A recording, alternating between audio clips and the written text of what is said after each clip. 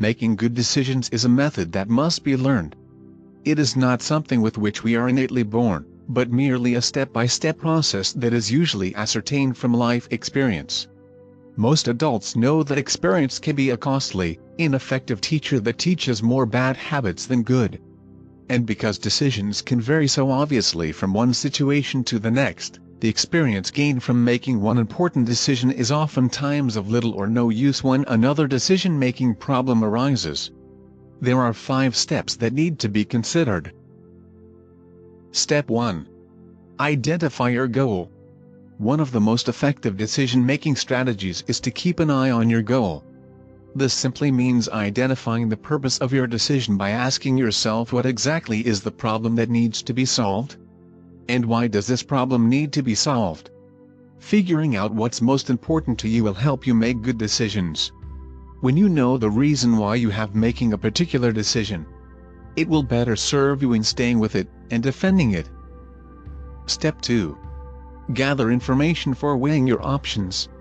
When making good decisions, it is best to gather necessary information that is directly related to the problem. Doing this will help you to better understand what needs to be done in solving the problem, and will also help to generate ideas for a possible solution. When gathering information, it is best to make a list of every possible alternative, even ones that may initially sound silly or seem unrealistic. Always seek the opinions of people that you trust or speak to experts and professionals, because it will help you to come up with a variety of solutions when weighing all your options for a final decision. You will want to gather as many resources as possible in order to make the best decision. Step 3. Consider the consequences. This step can be just as important as step 1 because it will help you determine how your final decision will impact yourself and/or others involved. In this step, you will be asking yourself what is likely to be the results of your decision. How will it affect you now? And how will it affect your future? This is an essential step because it allows you to review the pros and cons of the different options that you listed in the previous step. It is also important because you want to feel comfortable with all your options and the possible outcome of whichever one you choose. Step 4. Make your decision. Now that you have identified your goal, gathered all necessary information, and weighed the consequences, it is time to make a choice and actually execute your final decision.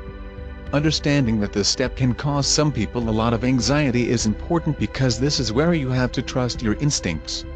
Step 5. Evaluate your decision. Once you have made your final decision and put it into action, it is necessary to evaluate the decision and the steps you have taken to ensure that it works. This final step is probably just as important as step 1, if not more important, because it will help you to further develop your decision-making skills for future problems. This step is also fundamental because it may require you to seek out new information and make some changes along the way. Thank you for watching this video. If you like this video, please give it a thumbs up and share it with your team members. Also, to get the future video updates, don't forget to subscribe my channel and turn on the bell icon.